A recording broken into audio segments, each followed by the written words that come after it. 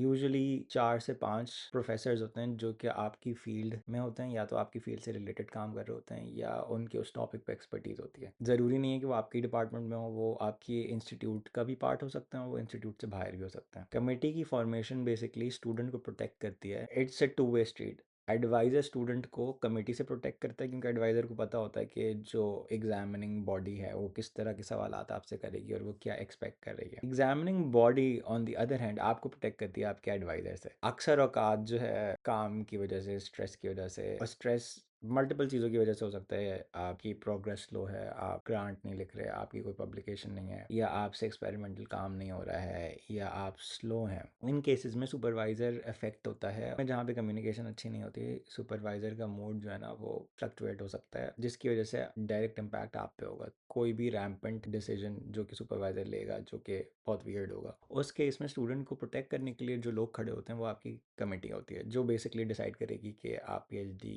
के लायक हो या नहीं हो। तो ये कमेटी जब आप फॉर्म करते हो तो इट्स बेस्ट कि आप पहले उनसे मिलो, figure out if they are the best fit for you, क्योंकि मेंटरशिप आप एक अकेले एडवाइजर से नहीं ले सकते ना। जिस तरह कहा जाता है ना कि there are different friends for different reasons, मतलब एक बंदे से आप जो है सारा चीज़ एक्सट्रैक्ट नहीं कर सकते ना फ्रेंडशिप का। तो the same applies with advisor कि एक एडवाइजर मल्टीपल स्टूडेंट्स को सुपरवाइज कर रहा होता है, तो उसके पास दिन में कुछ ही घंटे हैं, फिर उसने अपना काम भी करना है, उसने आपके लिए पैसा भी जनरेट करना है। तो सारी गाइडेंस और मेंटरशिप सिर्फ एक बंदे से नहीं होती। दैट्स वाई यू गेट 3 और 4 पीपल जिनसे आप रेगुलरली मिलते हो, जिनसे आप अपनी रिसर्च को डिस्कस करते हो। कोई रोड ब्लॉक आ रहा है तो उसको डिस्कस करते हो, और उसके बाद जो है यू फिगर आउट के बेस्ट पाथ क्या है। आपके जो कमेटी मेंबर्स होते हैं वो बेसिकली हेल्प किस तरह करते हैं आपकी, वो आपकी हेल्प करते हैं आपका रिसर्च क्वेश्चन को स्ट्रीमलाइन करने में, रिफाइन करने में। वो हेल्प करते हैं आपकी मेथडोलॉजी के अंदर कि आपको अगर टेक्निक्स नहीं आती तो वो आपको सिखा भी सकते हैं, अगर तो वो उस फील्ड के अंदर होते हैं या वो उन